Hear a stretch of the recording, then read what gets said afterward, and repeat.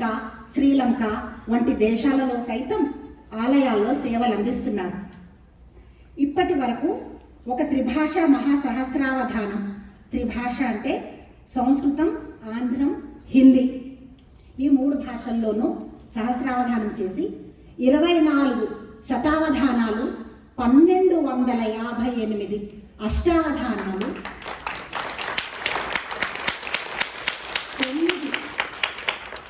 9 జంట అవధానాలు చేసి సాహితీ ప్రపంచంలో చరిత్ర సృష్టించారు. అత్యంత ప్రతిష్టాత్మకంగా 25వ శతావధానాన్ని శతావధాన రజతోత్సవంగా పరమ పవిత్రమైన వారణాసిలో ప్రముఖ ఆధ్యాత్మిక మాసపత్రిక అయిన దర్శనం వారు నిర్వహించనున్నారు. భాగవత కళ్యాణ కృష్ణ అని బిరుదాంకితులైన పూజ్య గురుదేవులు నేటికి 380 భాగవత సప్తాహాలను భారతదేశం వ్యాప్తంగా శుకస్థల్, వారణాసి, హరిద్వార్, అయోధ్య, ద్వారక వంటి దివ్య క్షేత్రాలలోనూ, సప్తమోక్ష పురాలలోనూ, యూరప్, అమెరికా, దుబాయ్ వంటి దేశాలలో కూడా పలుమార్లు నిర్వహించారు. ఎందరో ఆధ్యాత్మిక ప్రముఖులు, పీఠాధిపతులు, సాహితీ సంస్థలు పూజ్య గురుదేవుల ప్రవచనామృతాన్ని విని సాహితీ విన్యాసాన్ని అవధానాల రూపంలో కని అనేక బిరుదులు, సువర్ణాభిషేకాలు, స్వర్ణ కంకణాలు వంటి అనేక రకాలైన సత్కారాలను అందించారు. అభినవ శుక, ఆంధ్ర మురారి, ఆంధ్ర భాషా భూషణ, ధారణా వేదావధాన నిధి, ప్రవచన నిధి, సప్తఖండ అవధాన సార్వభౌమ, వంశాధ్యక్ష పద్మాకర, అభినవ వేద భారతి ఇత్యాది బిరుదులు ఎన్నో వారికి అలంకారంగా నిలిచాయి.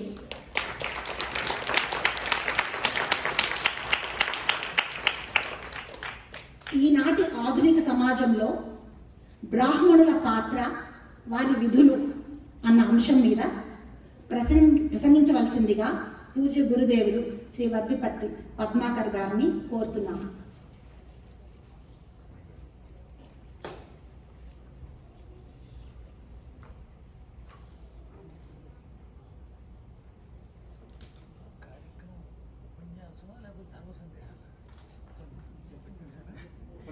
అంతే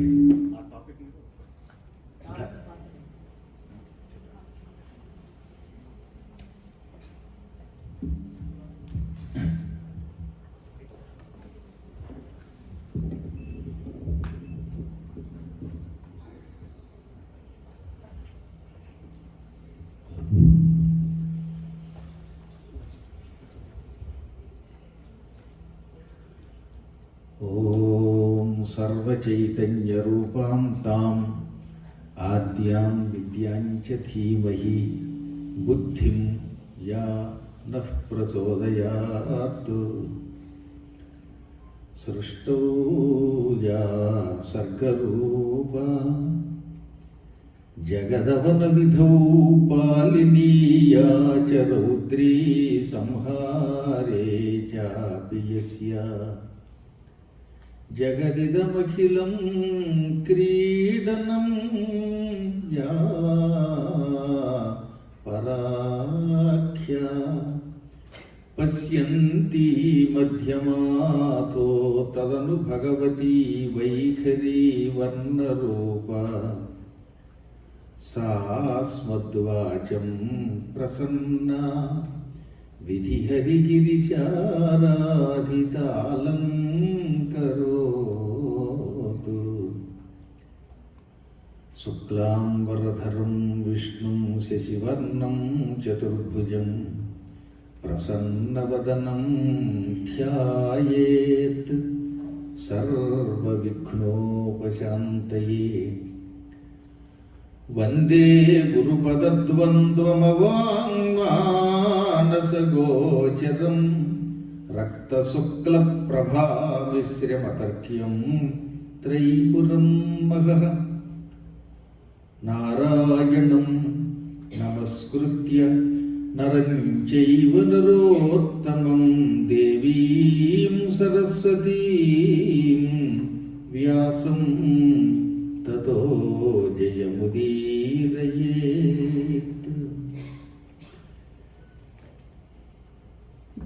ఇంతమంది విప్రోత్తములను చూడగానే నేను ఏ దేశంలో ఉన్నానో అని ఒక అనుమానం వచ్చింది. పూర్వం ఎప్పుడో ప్రయాగలో ఒక గొప్ప యజ్ఞం జరిగింది. ప్రకృష్టమైన యాగం జరగడం వల్ల ఆ స్థలాన్ని ప్రయాగము అన్నారు. అంటే మిక్కిలి గొప్పదైన ఉత్కృష్టమైన యాగము జరపబడినటువంటి స్థలం కనుక ఒక స్థలానికి ప్రయాగ అని పేరు. గంగ, యమున ఈ రెండు అక్కడ కలిసి వెడుతూ ఉంటే అడుగున అంతర్వాహినిగా సరస్వతి ఉంటుంది. ఒకప్పుడు బ్రహ్మ అక్కడ పూర్ణం వర్ష సహస్రంతు పూర్తిగా 1000 సంవత్సరముల కాలం యజ్ఞం చేశాడు. అందుకని ఆ స్థలాన్ని ప్రయాగ అన్నారు. ఆ క్షేత్రంలో యజ్ఞం జరుగుతున్నప్పుడు ఎక్కడెక్కడి నుంచో మహానుభావులైన ఋషులు వచ్చారు, వాళ్లతో ఆ ప్రాంతం అంతా నిండిపోయింది అని బ్రహ్మపురాణం చెబుతున్నది.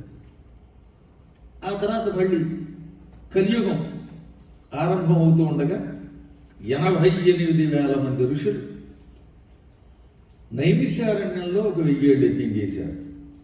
ఎక్కువ కాలం జరిగేటటువంటి యజ్ఞమును సత్రయాగం అంటారు.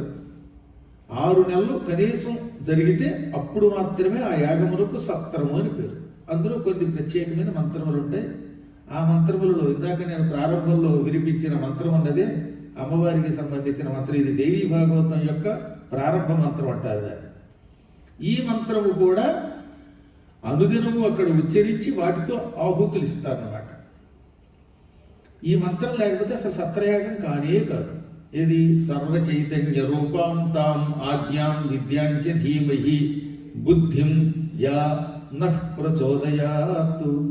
ఈ మంత్రాన్ని వేదవ్యాసుడు మణిద్వీపంలో అమ్మవారి ద్వారా ఉపదేశం పొంది లోకానికి అందించినటువంటి మంత్రం అన్నమాట.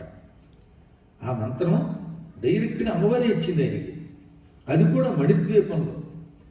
మళ్ళీ మనకు అనుమానం, ఈ వ్యాసుడు అక్కడికి వెళ్ళాడానని. వెళ్ళాడు అని కాళిదాసే చెప్పాడు. ద్వైపాయన ప్రభృతి శాపాయుధత్రిదివ సోపాన ధూళిచరణ అని అశ్వధాటి ఛందస్సులో కాళిదాసు అమ్మవారి దగ్గర ఎవరెవరు ఉంటారో చెప్పాడు. ద్వైపాయనుడు అనగా వ్యాసుడు, శాపాయుధుడు దుర్వాస మహర్షి.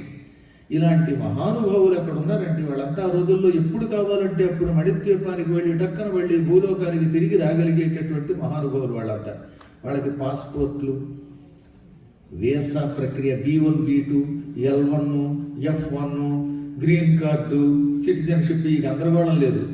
ఈ క్షణంలో కూర్చున్నవాడు వెళ్ళాలంటే అమ్మవారి దగ్గరికి వెళ్ళి మళ్ళీ తిరిగి రాగలరనమాట. అంతటి మహాతపస్సు చేసిన మహాత్ముడు అటువంటి వ్యాసుడు అమ్మ దగ్గరికి వెళితే అమ్మవారు ఆయనకి ఈ మంత్రాన్ని ఉపదేశం చేసింది. అందులో అమ్మవారి గురించి ఏమని చెప్పారు? సర్వ చైతన్య రూపం, అంతటా నిండి ఉంటుంది అమ్మ. మనలో వినడానికి వినికిడి శక్తి కావాలి. ముక్కులతో గాలి పీల్చుకోవాలన్నా, వాసన చూడాలన్నా దానికి ఒక శక్తి కావాలి.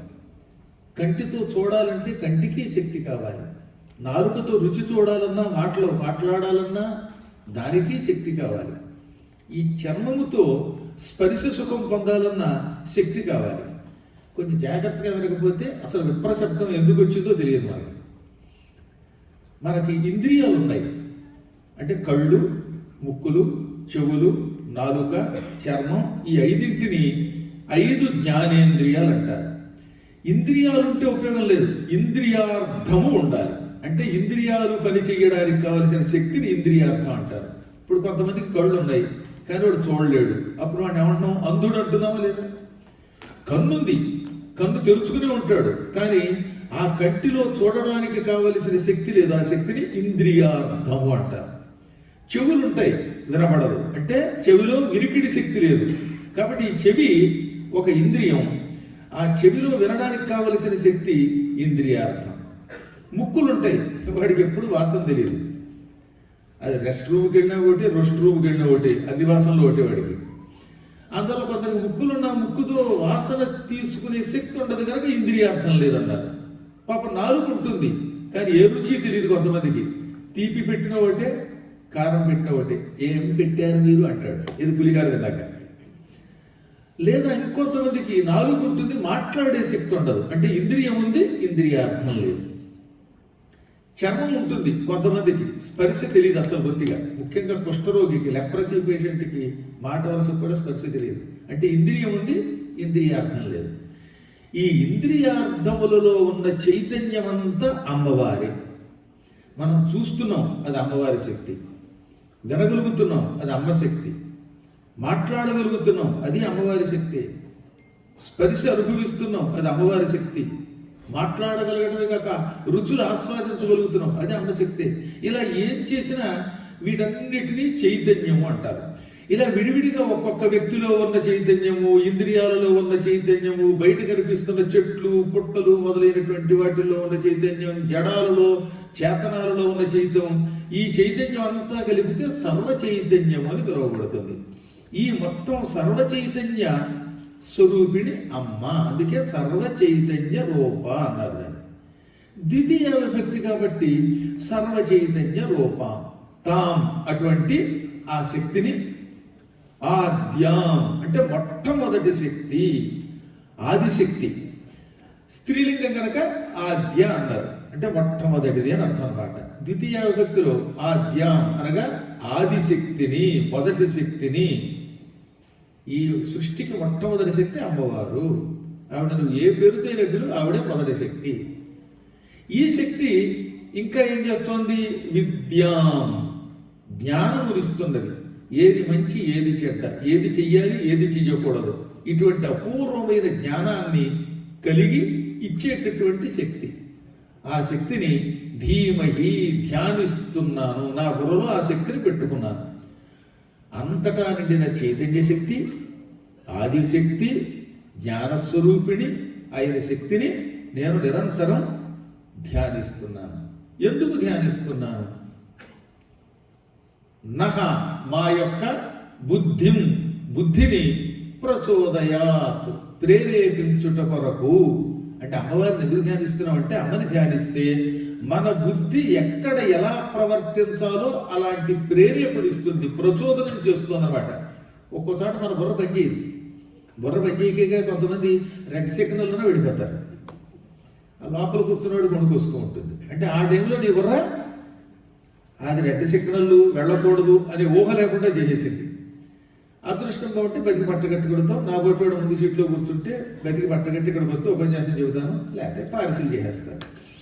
లేదా ఒక్కోసారి ఒకవేళ దాటి వచ్చిన కాపు కాసేవాడు ఉంటాడు కనుక కాపు అన్నారు ఆయన ఒక $1000కో $500కో టికెట్ ఇస్తాడు, బకెట్తో పట్టుకుపోతాడు. కాబట్టి ఆ సమయంలో నీ బుర్ర అక్కడ పని చేయట్లేదు అనమాట. ఒక్కొక్కప్పుడు ఎందుకో కాపు వచ్చి చటుక్కుని ఇతరులను తిడతాం. తిట్టకూడదు, తిడితే ప్రమాదం అనే ఊహ రాదు, అంటే అక్కడ వాడు బుర్ర పని చేయలేదు. అలా పని చేయగా నిన్న పెళ్ళి వాళ్ళ పెటాకులు. చాలా చోట్ల వాళ్ళ కలియుగంలో ఎక్కువ మందికి పెళ్ళి అయిన మర్నాడే ఎందుకు పెటాకులు వస్తున్నాయంటే అసలు కారణం ఇదనమాట. అసలు పెళ్ళి అవ్వకుండానే పెళ్లి పెటాకులు ఏమైనా ఉన్నాయో అని అడిగేవారు మన వాళ్ళు. అసలు పెళ్ళి అవ్వలేదు. ఈ మధ్య కొత్త జ్యోతిష్కులు ఒకటి తయారయ్యారు.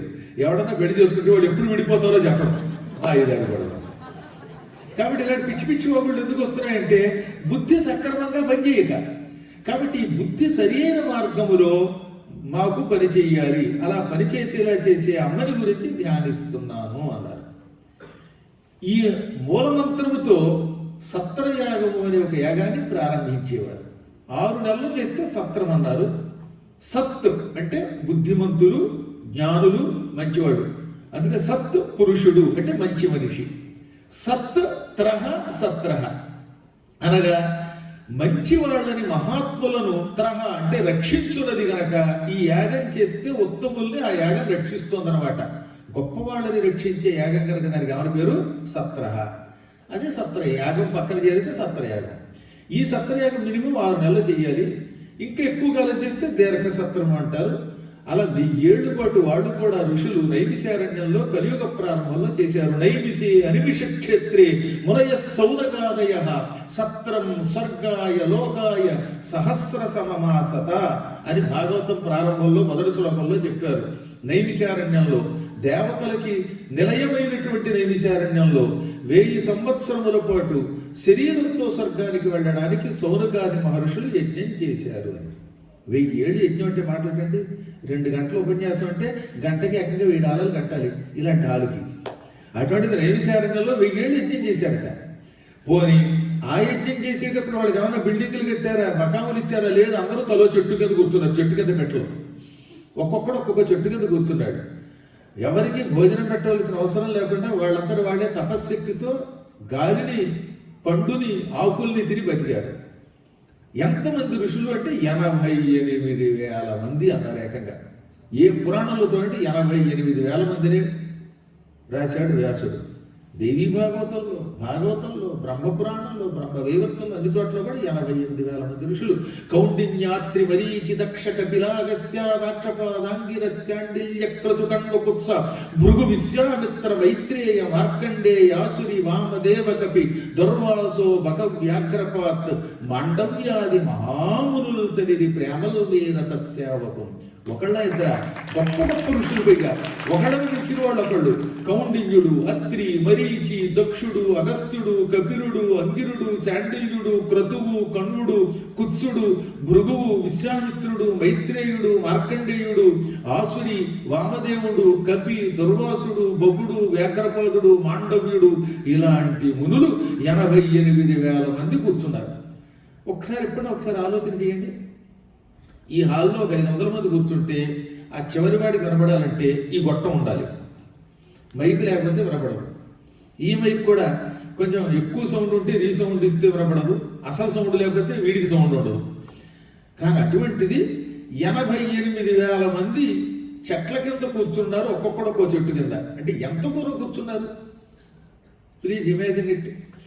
12 మైళ్ళ పొడుగుతో కూర్చున్నట్టు వాళ్ళు. ఇక్కడ సూతుడు కూర్చునుంటే చిట్ట చివరి వాడు 12 మైళ్ళ చివర కూర్చున్నాడు అని భాగవతంలో చెప్పారు. 12 మైళ్ళ చివరికి ఎలా వినపడిందండి ఆయన గొంతు? ఏ వైపు లేదు కదా. అందుకే పురాణములు ఏమున్నాయి, వాళ్ళు వినడానికి ఈ చెవుల్ని ఉపయోగించలేదు, హృదయాన్ని ఉపయోగించారు. ఒక్కసారి కళ్ళు మూసుకుని గాయత్రి మంత్రానుష్ఠానం చేయటం వల్ల వాళ్ళందరికీ మనస్సులో సూతుడు కనపడేవాడు, హృదయంలో నుంచి వినపడేది. అది చెవుల్లోంచి వినపడ్డం కాదు. చెవుల్లోంచి వినపడితే ఏమవుతుందంటే ఇప్పుడు విన్నది కాసేపటి మర్చిపోతాం. ఏం చెప్పారండి గంటన్నర బాగా చెప్పినట్టే అనిపిస్తుంది, కానీ ఏం చెప్పారో తెలియదు. అంటే ఈ చెవితో వదిలేస్తాం మనం కాసేపటికి. కానీ హృదయంలోంచి వినపడడం వల్ల చిట్ట చివరి వాడు విన్నాడు, విన్నది వాళ్ళు వెళ్ళి అప్పచెప్పగలిగారు అన్నమాట. ఆ రకంగా 12 మైళ్ళ చివరి దాకా కూర్చుని మహానుభావులు 88,000 మంది విన్నారు. ఆ వచ్చిన వాళ్ళంతా మహర్షులే. ఆ విధంగా ప్రయాగలో జరిగిన యజ్ఞానికి వచ్చారు ఒకప్పుడు. మళ్ళీ కలియుగంలో నైమిషారణ్యానికి అంతమంది జనం వచ్చారు. ఇంతమంది ఋషులంతా ఏమైపోతారా అని నేను బెంగ పెట్టుకుంటూ ఉంటే టెక్సాస్లో ఈ బ్రాహ్మణ సంఘంలో ఉపన్యాసానికి 1000 రూపాయలు వచ్చారు ఇప్పుడు. అందుకని ఈ విషయం చెబుతున్నది అనమాట. సంఘం చాలా అద్భుతంగా ఉన్నది. ఎంతమంది వస్తారు అనుకున్నాను, కానీ మొత్తం ఆ ఋషులంతా ఒక్కొక్కడు ఎంతమంది రూపంలో వెళ్ళి వస్తే ఇక్కడ కూర్చోడానికి సీట్లు ఉండవు, సీట్లు లేకపోతే ఫేట్లు మారిపోతాయని, గేట్లు మూసేస్తారని ఒక 1000 మంది ఒక్కొక్క రూపంలో వచ్చారు. అంటే ఆనాడు 88,000 మంది ఋషులు ఇప్పుడు 880 మంది రూపంలో కనబడుతారు అనమాట. మీరు ఒక్కొక్కళ్ళు ఒక్కొక్క 10 మందో 100 మందో కనబడతారు మొత్తం మీద. ఎంతమంది ఋషుల రూపంలో మీరు ఎందుకు కనబడుతున్నారు అంటే మీలో అసలు విప్రుల యొక్క ధర్మం ఏమిటో తెలుసుకోవాలని ఒక ఆసక్తి వచ్చింది కనుక. ఇందాక నీకు ఏం చెప్పాను, గాయత్రి మంత్రమును ఒక్కసారి జపము చేసినంత మాత్రం చేత ఋషులు హృదయంలో ఒక వ్యక్తిని దూరంగా ఉండి స్పష్టంగా చూడగలిగారు, ఆయన చెప్పింది వినగలిగారు. ఇది ఒక్కసారి చేస్తే. అంటే వాళ్ళు ఎటువంటి నిష్ఠతో చేసి ఉంటారు. ఇప్పుడు వాడు మనం కూడా దశ గాయత్రి అనో సహస్ర గాయత్రి అని, లేక అష్టోత్తర శతం, ఉత్తర అంటే ఎక్కువగా, అష్ట ఉత్తర 8 ఎక్కువగా, శత 100. 8 ఎక్కువగా 100 అంటే అర్థం 108, 108 అప్పటి తెలియండి. ఇంత జపం చేస్తూ ఉంటే కూడా ఎందువల్ల కొంతమందికి ఆ మంత్ర ప్రయోజనం సిద్ధించడం లేదని ఒక అనుమానం. కారణం ఏంటో తెలుసా? ఆ ఋషులు ఒక్కసారి జపం చేస్తే వాళ్ళ ఇంద్రియాలు పూర్తిగా మంత్రం మీదే ఉన్నాయి. ఏకాగ్ర చిత్తులయ్యి మనస్సు లగ్నం చేసి జపం చేశారు. కలియుగంలో మానవుడికి జపం చేస్తున్న కాసేపు జప మంత్రం తప్ప మిగతావన్నీ గుర్తుకొస్తాయి. అంటే మీలాంటి మహాత్ముల గురించి చెప్పలేసా, అలా మనస్సును వెళ్ళిపోతున్న వాళ్ళ గురించి చెప్పానమాట.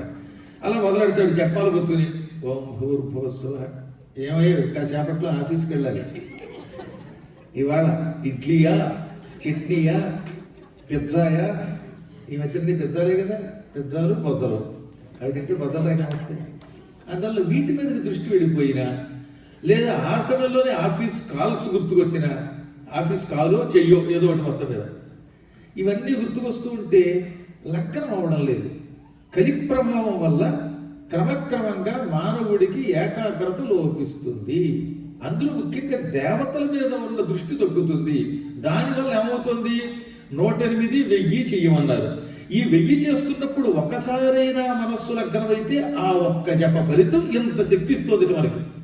అటువంటిది నిజంగా మనస్సు చెదరకుండా 1000 జపమో 108 జపమో చేయగలిగితే ఇంకోటి ఎంత గొప్పవాడు అవుతాడండి. కానీ పూర్వం ఒకసారి చేసినా లగ్నం అయిపోయేది మనస్సు అన్నమాట. కారణం ఆ రోజుల్లో ఇన్ని వాట్సాప్లు, లైవ్లు, యూట్యూబ్లు లేవు. ఉన్నది యూట్యూబ్ ఒకటి, యూట్యూబ్ లేదు. అందువల్ల వాడు దాని మీదే దృష్టి పెట్టాడు, ఇంక వేరే దాని మీద దృష్టి పెట్టలేదు. ఇప్పుడు మనకి చాలా యావగేషన్స్ వచ్చేగా, రకరకాల వృత్తులు, రకరకాల ఆలోచనలు, రకరకాల కోరికలు ఉండడం వల్ల కొంచెం మనస్సు లగ్నం అవ్వడం కష్టంగా ఉంది. కానీ నిజంగా లగ్నం చేస్తే మాత్రం ఒక్కసారి చేసిన గాయత్రి మంత్రం యావత్ జీవితం దారిద్ర్యం లేకుండా కాపాడుతుంది అన్నారు. ఓ చిన్న ఉదాహరణ చెప్పాలి. బ్రహ్మపురాణంలో ఒక రోజున ఉదంకుడు అనేటటువంటి ఒక ఋషి కృష్ణుడిని కలిశాడు. కృష్ణ, ఈ ప్రపంచంలో ఆకలితో చచ్చిపోయేవాళ్ళు చాలా మంది ఉన్నారు కదా, కానీ ఒక్క విప్రుడు మాత్రం ఆకలితో ఎందుకు చావటం లేదు అని అడిగాడు. అప్పుడు కృష్ణుడు ఏమన్నాడు తెలిసిన, ఉపనయన సమయములో అయినా ఒక్కసారైనా గాయత్రి మంత్రమును జపం చేయటం వల్ల వీడు ఆకలితో మాత్రం చావటం లేదు, ఇంక దేంతోనే చావచ్చు కాక అన్నాడు ఆయన. అంటే గాయత్రి మంత్రం ఎంత గొప్పగా ఆలోచించండి దాని గురించి. కనీసం ఉపనయన సమయంలో అయినా, ఆ తర్వాత యజ్ఞోపేతం తీసి చిలకొయ్యకి తగిలించిన, వీపు గోపుకోవడానికి ఉపయోగించిన, కొంత పాపం చేస్తున్నా కనీసం ఆ సమయంలో అయినా చెబుతున్నాడు కదా.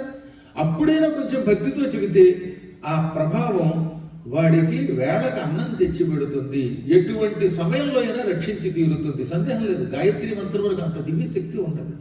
అందుకని గాతారంత్రాయతే యస్మాత్ గాయత్రి ఏనముచ్యతే అని దేవీ భాగవతంలో చెప్పారు.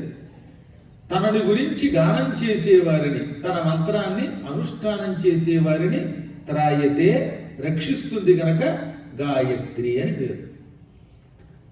ఈ త్రహ అనే శబ్దములకు రక్షించుట, స్త్రీలింగంలో అయితే త్రీ అన్నమాట.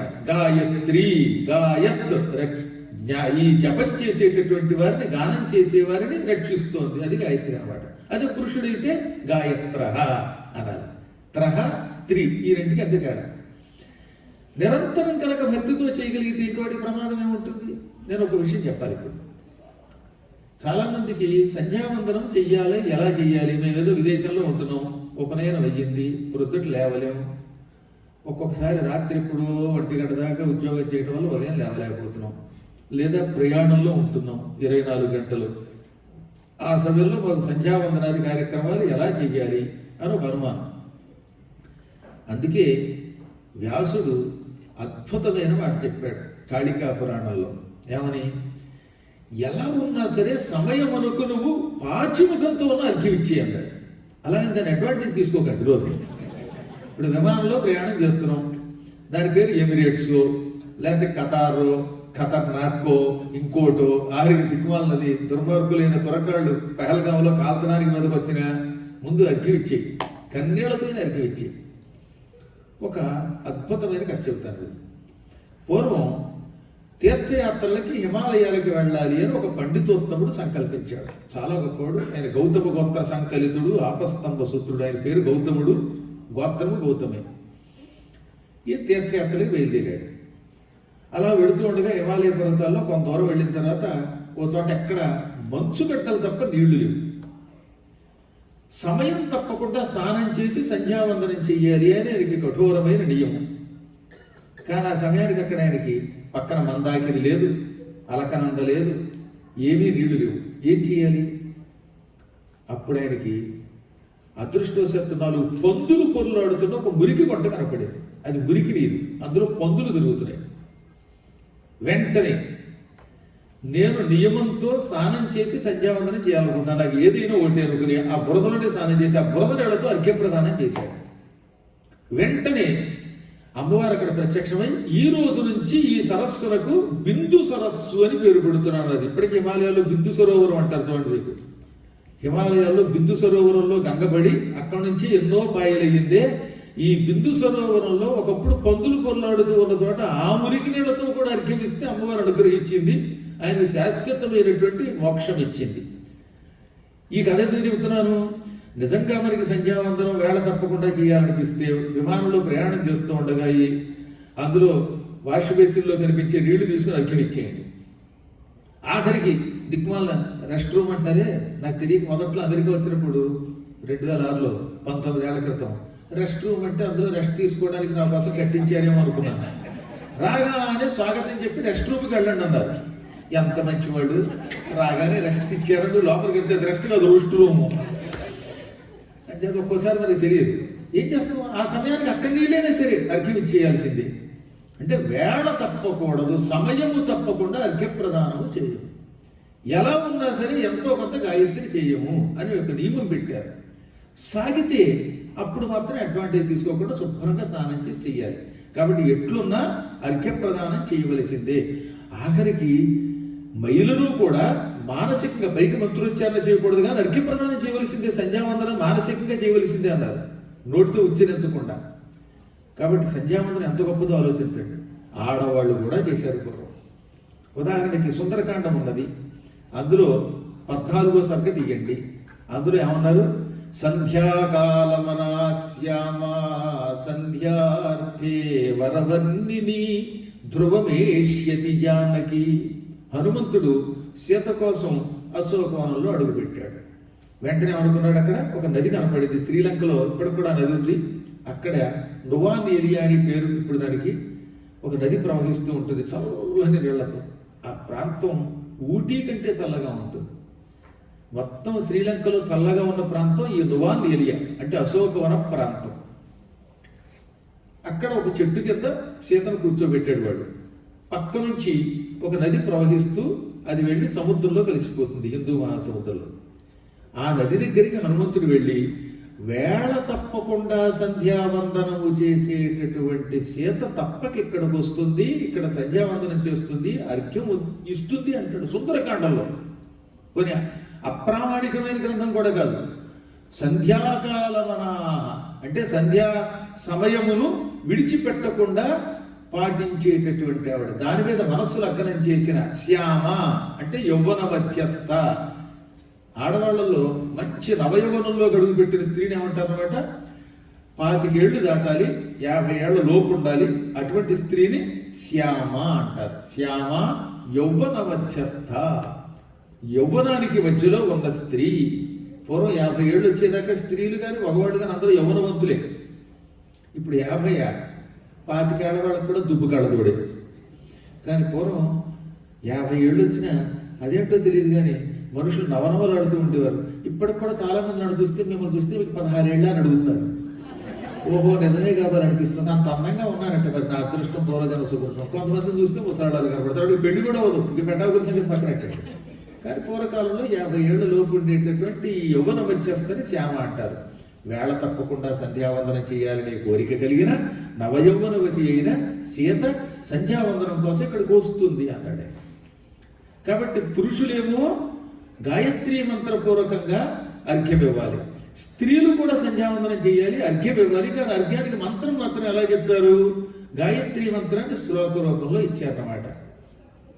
యో దేవస్స వితాస్మాకం ధియో ధర్మాదిగోచరాః ప్రేరయేత్తస్య యద్భర్గస్తద్వరేణ్యముపాస్మహే. ఈ మంత్రాన్ని ఈ శ్లోక రూపంలో ఇచ్చారు. శ్లోక రూపంలో అర్ఘ్యప్రదానం చేసేవారు. అంటే ఆడ మగ అందరూ చేశారు. కలియుగంలో ఏమైపోయిందనమాట, క్రమక్రమంగా కొన్ని కారణాల చేత ఏదో మరి తెలుసో తెలియకో శాస్త్రాల మీద పట్టు లేకో దూరం చేసేశారు. వంట చేస్తే చాలు, ఇంట్లో కూర్చుంటే సంధ్యావందనం ఉన్నారు. అది కాదు, ధర్మానికి అర్ఘ్యప్రదానం మాత్రం అందరూ ఇవ్వవలసింది. ఇన్ కేసు ఒకవేళ ఈ శ్లోకపూర్వకంగా అర్ఘ్యం ఇవ్వకపోతే ఇంకొక మార్గం చెప్పారంటే, మహానుభావుడు సూత సంహితలో సూతుడు ఇచ్చిన గొప్ప ఒక సూచన మార్గం. పూర్వం అన్నం వండేటప్పుడు ఎసట్లో బియ్యం పోసేవారు. అన్నం అని ఉండేవారు పూర్వం. ఆడవాళ్ళకి పూర్వం స్టవ్ అని ఒకటి ఉండేది. స్టవ్ మీద కుండ పెట్టడం, అందులో ఎసరు పెట్టేవారు ముందు. అంటే ఏంటంటే నీళ్లు మరిగాక అప్పుడు అందులో బియ్యం పోసేవారు. ఇప్పుడు కుక్కర్లు వచ్చాక అన్నీ అందులోనే పోసేస్తారు. అది కుక్కు అని అరిచాక దాని అందులో అదే తాను వండుకుంటుంది.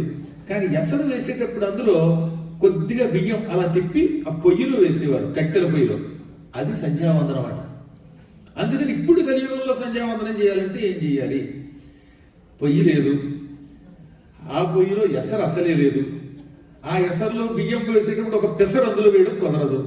అందుకని ఏం చెప్పారన్నమాట, భోజనయానికి ముందు ఇంత అన్నం ముద్దగా చేసి స్త్రీలు దానిని ఎక్కడైనా బయట పెడితే అది కూడా సంధ్యావందనంలో అర్ఘ్యప్రదానంతో సమానమని సూతుడు చెప్పాడు.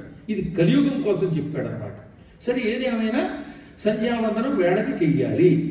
ఈ వేళకి చెయ్యటం వల్ల వచ్చే లాభం ఏమిటనమాట, మనిషికి క్షుద్బాధతో చచ్చిపోయే దుర్యోగం లేకుండా చేస్తుంది.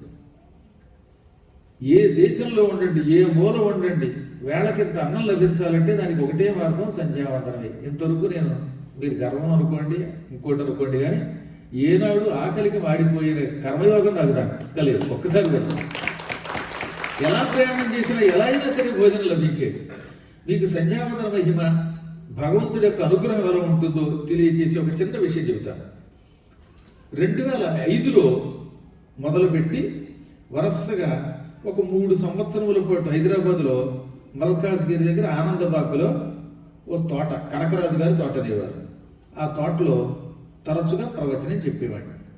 అక్కడ హిందూ ధర్మ రక్షణ సంస్థ స్థాపించబడింది. దశిక ప్రభాకర శాస్త్రి గారు, తర్వాత వేంపాటి వెంకటనారాయణ గారు, ఈ ఇద్దరు ప్రధానంగా ఒకళ్ళు అధ్యక్షులు, ఒకళ్ళేమో సెక్రటరీగా ఉండేవారు. చాలా బాగా ఎన్నో కార్యక్రమాలు చేశారు. 2007 సంవత్సరంలో అంబాయాగం చెయ్యాలి అని సంకల్పించాను నేను. జనమేజయ మహారాజు గారి చేత కలియుగ ఆరంభ కాలంలో వేదవ్యాసుడు ఈ అంబాయాగాన్ని చేయించాడు. కురు చాంబా మఖం రాజన్ అని వ్యాసుడు ఆజ్ఞాపించాడు, అంబాయజ్ఞము చెయ్యి అని. అయితే నువ్వే చేయించు అంటే అయోధ్యానగరంలో ఒక చోట, కాశీలో మరో చోట, 2 చోట్ల కూడా జనమేజయుని చేత వ్యాసుడు యజ్ఞం చేయించాడు. ఆ మంత్రశాస్త్రం అంతా ఇప్పటికీ ఉన్నది. వీటిని పుచ్చుకుని 3 9 27 రోజుల పాటు యజ్ఞం కాశీలో చెయ్యాలనుకున్నాం. 9 రోజులు ఒక్కొక్క బ్యాచ్కి.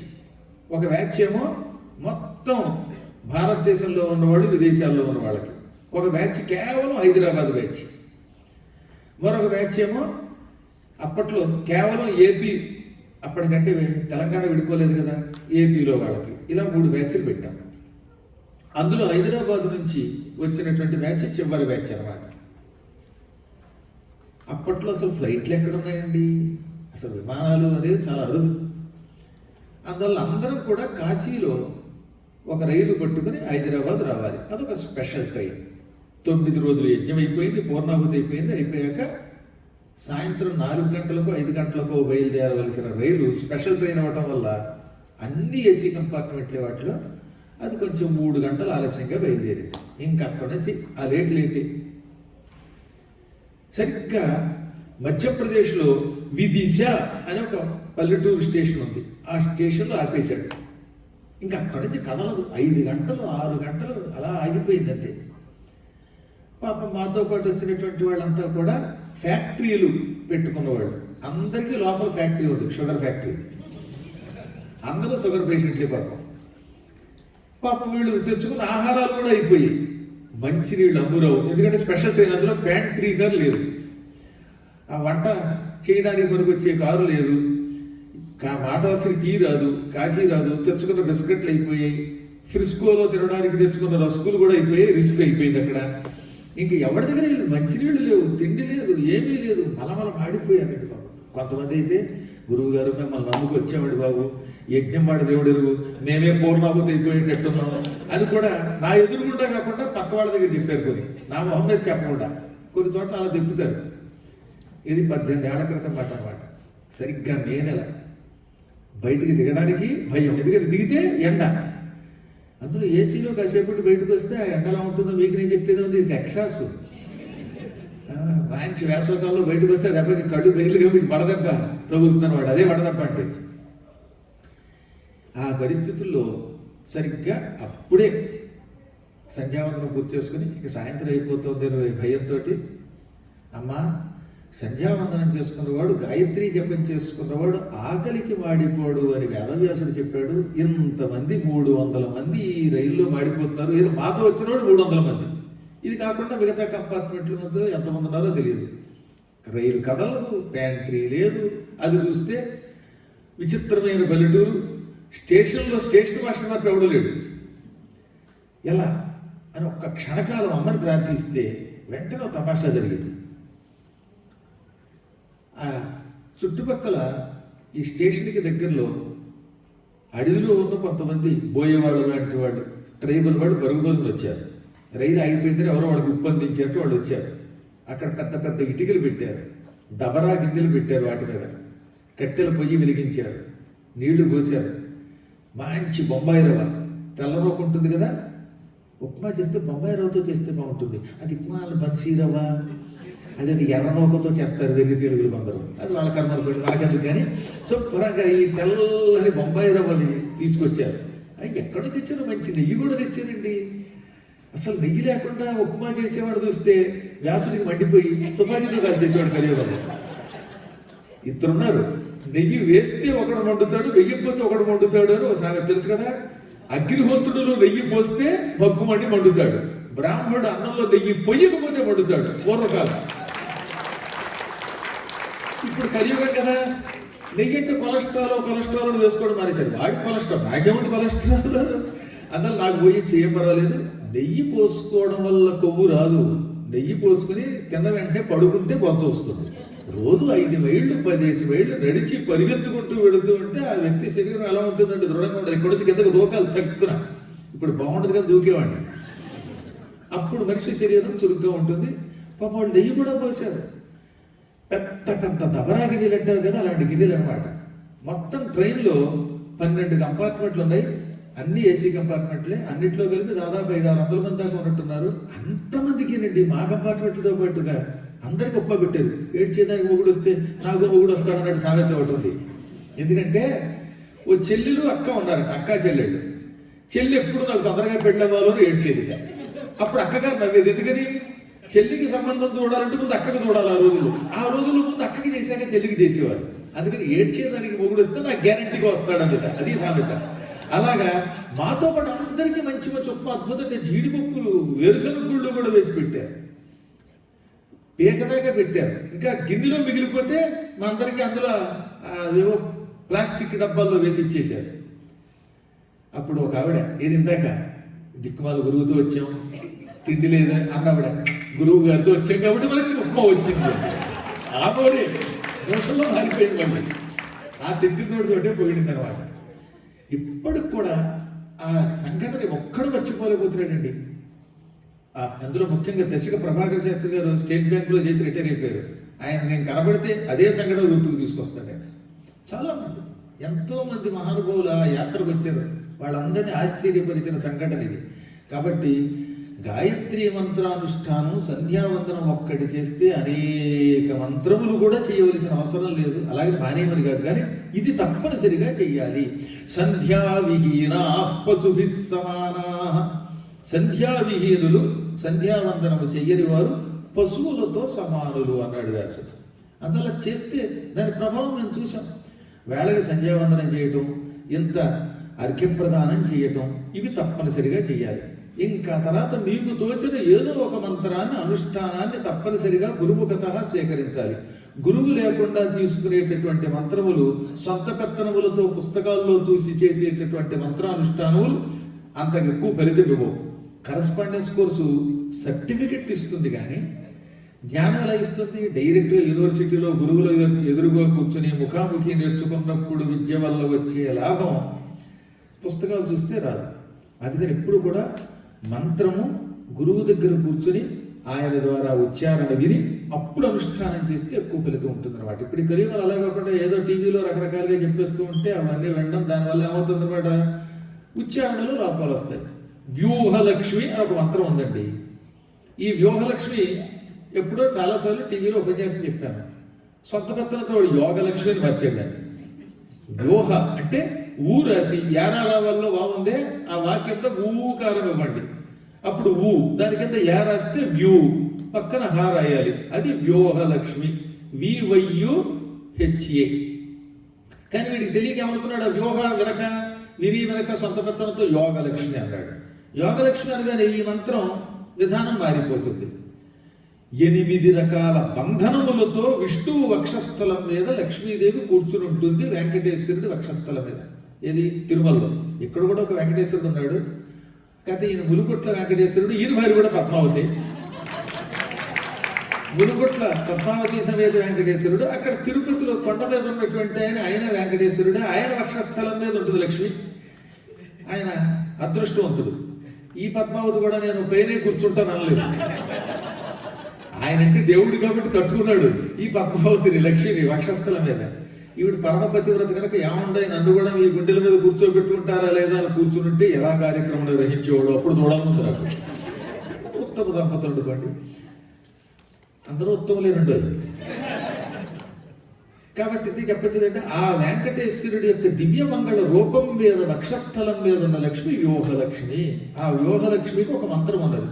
ఓం శ్రీ ఓం నమః పరమలక్ష్మ్యై విష్ణు వక్షస్థితాయై రమాయై ఆశ్రిత తారకాయై నమో వన్నిజాయై నమః. ఇది మంత్రం. కానీ ఇక్కడ మంత్రంలో ఏం రాస్తాడు, ఆఖరణ హీ కింద తావొత్తు రాస్తాడు. వహిని అన్నట్టుగా కనబడుతుంది. కానీ ఉచ్చారణలో వన్నిజాయై అని తమాషాగా ముక్కుతో పలకాలి. హా కింద నాకు కాకుండా నా కింద హా కింద పలకాలి. అదే మీరు పుస్తకంలోనూ ఏదో కాగితం మీద చూస్తే ఏమనిపిస్తుంది, వహిని అని చదువుతారు అనుకోండి, అప్పుడు ప్రయోజనం రాదు. ఈ ఉచ్చారణ గురువుల ద్వారా తెలుసుకోవాల్సిందే. ఏ భాషకైనా ఒక మర్యాద ఉంటుంది, అది నేర్చుకుంటేనే తెలుస్తుంది. ఉదాహరణకి మీ డాలస్సే తీసుకుందాం. డల్లాస్ అన్నారా మండిపోతున్నాడు. డల్లస్ అనేది ఎక్కడేమో వాషింగ్టన్లో ఉంది. ఇక్కడిది డాలస్ అని ఒకడు, డల్లాస్ అని ఒకడు, డాలస్ అని ఒకడు. ఒక్క శబ్దానికి ఎన్ని ఉచ్చారణలో. కానీ ఎక్కువ మంది నేను ఏంటంటే డాలస్ అనే అంటామండి అన్నారు. పోనీ ఇది ఇంకా కొంత పర్వాలేదు. ఆ శానోజే ఉంది, అక్కడ SAN JOSA అని ఉంటుంది. ఆ శాన్ జోసి అంటే ఒప్పుకున్నాడు, శానోజే అనాలంటాడు. కొన్ని శబ్దాలు ఏమవుతుందన్నమాట, అక్కడ ఉన్న స్పెల్లింగ్ వేరు, చదివే విధానం వేరు. లూయిస్ వెల్లీకి వెళ్ళాం, ఆ ఎస్ వలకూడదండి లూయి వెల్లి అనాలంటాడు. ఆ ఎస్ ఏం చేయాలి, సైలెంట్ అంటాడు. ఇది ఇంకా పర్వాలేదు. ఆ మధ్యలో ఒక నా దగ్గరికి వచ్చి పిస్కాలజీ పుస్తకం వాడాడు. ఈ పిస్కాలజీ ఏంటంటే సైకాలజీ. అది కాక PSY ఉండడం వల్ల పీరు గడిపలికి పిస్కాలజీ పుస్తకం లేదండి. పిస్కాలజీ ఏం పుస్తకం నేను చచ్చినది మరి అరగంట సేపు. చివరిగా సైకాలజీ అంటే ఏమైపోయింది అనమాట. గురువు ద్వారా అయితే సైకాలజీ, లూయి వెల్లి లేకపోతే శానోజీ ఇవన్నీ తెలుస్తాయి. అదే కాదు ఆ డెస్మాయిన్స్ అంటానికి లేదు, డెమాయిన్స్. అదో డెమన్ను, అది అయోమయం స్టేట్ అయ్యో అట్లాంటి. కాబట్టి ఎందుకు చెప్తానంటే అది ఆ ఉచ్చారణ ఇతరుల ద్వారా తెలుసుకోవలసింది. అలాగే సంస్కృతంలో కూడా అంతే. వన్నిజాయై నమః అంటే అప్పుడు ఆ మంత్రోచ్చారణకి దగ్గర ఫలితం వస్తుంది. లేకపోతే వహిని అని చదివామంటే రావలసినంత రాదు. కొన్ని అయితే అపప్రయోగాలు కింద భావించి దానికి మంచి ఫలితం ఎలా ఉన్నా చెడ్డ ఫలితం కూడా ఇచ్చే ప్రమాదం ఉంది. మొత్తం అర్థం కదా. సింహం హింస చేస్తుంది కాబట్టి సింహం అన్నారట దాన్ని. హింస కరోతి ఇది సింహ అని దాని డెఫినేషన్. అప్పుడు ఆ ఉచ్చారణలో ఎంత తేడా వస్తుందో ఆలోచించండి. అలాగే బ్రహ్మ శబ్దం ఉంది, హా కింద బాగుంది కాబట్టి బ్రహ్మ వచ్చాడా అంటే అదో భ్రమ. బ్రహ్మ అనడానికి లేదు, బ్రహ్మ అనవలసిందే.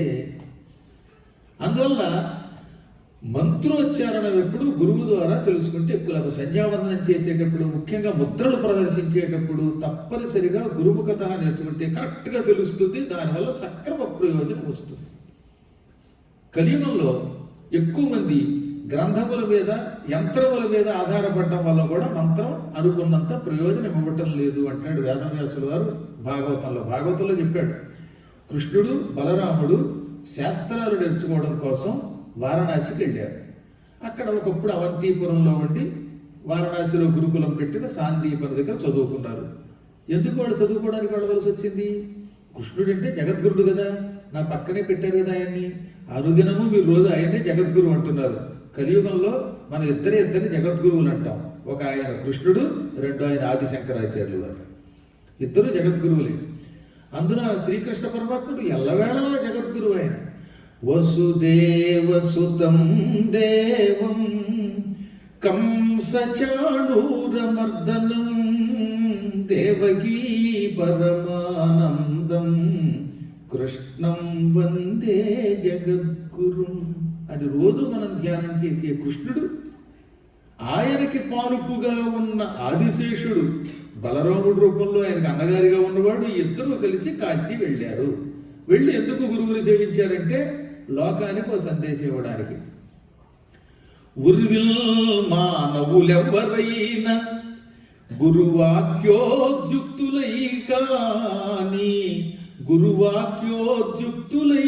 కాని తత్పూర్వారంభం చేయబోలదనుచున్ బోధించు చందం సర్వజ్ఞత్వముతో జగద్గురువులై సంపూర్ణులై ఉండియున్ గుర్వంగీకరణం చేయతనిరా గోవిందుడు రాముడు. ఈ భూమి మీద పుట్టాక ఎంత గొప్పవాడైనా గురువును ఆశ్రయించి, గురువును పూజించి, ఆయన పాదాలకి నమస్కరించి అప్పుడు మాత్రమే మంత్రములు విద్యలను అనుష్ఠానం చేయాలి, స్వీకరించాలి, నేర్చుకోవాలి. సొంత పెత్తనంతో దానికి ముందు నేర్చుకోవడం ధర్మ విరుద్ధం. అది లోకానికి చాటడం కోసం సర్వజ్ఞులు జగద్గురువులు అయ్యుండి కూడా గోవిందుడు బలరాముడు హుటాహుటిన వారణాసి వెళ్ళి గురువు పాదాలు పట్టుకుని అప్పుడు విద్య నేర్చుకున్నారు. అంటే వాళ్ళు కూడా ఒక పరంపర స్థాపించారు. అందులో ముఖ్యంగా ఈ సంధ్యావందనాదులు, వేదములు, ఉపనిషత్తులు, పురాణములు ఇటువంటివన్నీ కూడా గురుముఖత నేర్చుకుంటేనే సరిగ్గా స్వరం తెలుస్తుంది. లేకపోతే ఒక్కసారి స్వరం అస్వరం అయిపోతుంది. స్వరం లేకపోతే కొన్ని ఇబ్బందులు వస్తూ ఉంటాయి కనుక అన్నిటికీ కాదు. కానీ పురాణములు శ్లోకాలు కంటారా పర్వాలేదు, కొంచెం నేర్చుకున్నా ఏం ప్రమాదం లేదు. కానీ ముఖ్యంగా మంత్రం మాత్రం పూర్తిగా స్వరప్రధానం అయినది. అవి నేర్పేందుకు ఇవాళ మన అదృష్టవశాత్తు ఎన్నో మీడియాలు వచ్చాయి. పూర్వం అంటారా గురువు గారికి గురుకులంలోకి వెళ్ళి ఎదురుగుండా సేవ చేస్తే కానీ ఆయన అనుగ్రహం ఉండేది కాదు, ఆయన చెప్పడం కుదిరేది కాదు. ఇప్పుడు ఆన్లైన్ వచ్చేసిందండో. మంచి మంచి వేద పండితులు కూడా ఈ ఆన్లైన్ తీసుకున్నారు. ఇలా ఫోన్లో టాప్ ల్యాప్లో, అది ల్యాప్టాప్లో ఏదో ఒక దాంట్లో కూర్చుని చెబుతున్నారు. వాడు స్పష్టంగా ఉచ్చరిస్తే మనం ఉచ్చరించడం తేలికైపోతుంది. లేకపోతే ఏం తెలుస్తుంది? సంగీతం నేర్చుకుంటున్నాం కావడ పైన సా కింద రీ అంటే ఏమొస్తుంది? ఏ స్థాయో ఎదిరియో ఆయన చెప్పాలి. పుస్తకాలు చూసి వంట నేర్చుకోవడం వంటిది అన్నారు. ఇది మంత్రములను పుస్తకాల్లో నేర్చుకోవడం. ఎందుకంటే నేనంటే ఒక ఆవిడకి చాలా భక్తి. రాక గురువు గారు మా ఇంటికి వస్తున్నారు. అమెరికాలో మొదటిసారి చాలా ఏళ్ల క్రితం అండి, ఇప్పుడు కాదు. ఇప్పుడు కొంచెం నేను అదృష్టవంతుడిని. ఆ రోజుల్లో నా మీద చాలా ప్రయోగాలు జరిగాయి. ఒక ఆవిడ వంట నేర్చుకుంది నా కోసం. ఏమంటే పెళ్ళయ్యాక మా ఆయనకు కూడా వండి పెట్టలేదండి. మా ఆయన చాలా మంచివాడు, ఆయన వండి పెట్టాడండి. అప్పుడప్పుడు వంట చేస్తున్నప్పుడు ఎలా ఉండాలో తెలియక జుట్టు పీక్కోవడంతో జుట్టు కూడా చక్కగా నున్నగా అయిపోయిందండి అని కూడా వర్ణించి ఇప్పుడు నా కోసం ఆవిడ ఏం చేసిందనమాట, వంకాయ కూర మొదలుపెట్టింది. పుస్తకం చూసింది. అందులో ఏమన్నారనమాట, వంకాయలు ఉడకబెట్టింది. ఎంతసేపు ఉడకబెట్టాలో తెలియదు, అలా పెట్టి తీసేసింది. అదే ఉడకబెట్టాం. ఆ తర్వాత దానిలో తగినంత ఉప్పు, తగినంత కారం. తగినంత ఉప్పు అంటే ఏమిటి? వంకాయ ఎంత ఉందో అంత ఉప్పు. అదే ఒక దృష్ట. వంకాయ ఎంత ఉంది, దానికి తగిన ఉప్పు అంటే వంకాయ బరువు తూచి అంత ఉప్పు, అంత కారం వేసింది. ఉడకబెట్టడంలో 2 నిమిషాలు. ఇందులో శుభ్రంగా కారం ఉప్పు వేసింది. ఆ తర్వాత దాన్ని ఏం చేయాలి? చల్లారాక, నా బతుకు తెల్లారాక నాకు పెట్టవలను వెస్తట్లో వేసి పెట్టింది. ఇక చూడండి, తినలేను. పైగా అడేమో తెలుసా, మీకోసం కష్టపడి చేశాను, తినకపోతే నా మీద ఒట్టు, తింటే నా బతుకు వేరే గట్టు. ఆ పూట భగవంతుడా. పైగా ఆవిడ చాలా గొప్ప ఆవిడ ఉండదు, మన కావేరి గారిలాగా పరమభక్తురాలు. అందుకని ఏమంటే నేను భక్త శబరి లాంటిదానండి. రాముడు పళ్ళు తినలేదా, మీరు తినాలండి. ఆయన రాముడు ఏదైనా తింటాడు, నేనేదండి వంకాయ. అది తిని ఇంకా బతుకున్నానంటే నేను అంత గట్టి వింటాను ఆలోచించాను. ఇలాగా పుస్తకాలు చూసి నేర్చుకోవడం వల్ల కొన్ని ఇబ్బందులు ఉంటాయి. అదే తల్లి దగ్గర తండ్రి దగ్గర కూడా నేర్చుకున్నవాడు ఉన్నారు. అందుకని మొత్తం మీద వంట నేర్చుకుంటే కరెక్ట్గా ఉప్పు తెలుస్తుంది, ఎంత ఉడకాలో తెలుస్తుంది అనమాట. అలాగే ఈ సంధ్యావందనాదులు, ఈ వేదములు, ఆ వేదములలో ఉన్న ఆ పూర్వమైన స్వరాలు ఇవన్నీ గురుముఖత నేర్చుకోవడం ఎంతో లాభం అనమాట. ఒక్కోసారి చాలా చిత్రంగా ఉంటాయి స్వరాలు, తమాషగా పలకాలి. అప్పుడు సరైన ఫలితం వస్తుంది. భగవంతుడు ఇచ్చిన వరం ఏమిటంటే ఎప్పుడో పూర్వం చేసిన పుణ్యం ఈ జన్మలో మిమ్మల్ని నన్ను కాపాడుతున్నది, మన అందరినీ కాపాడుతున్నది. ఒకసారి కంచి పరమాచార్యుల వారి దగ్గరికి, ఇది చంద్రశేఖర సరస్వతి మహాస్వామి దగ్గరికి ఒక ఆయన వచ్చాడు.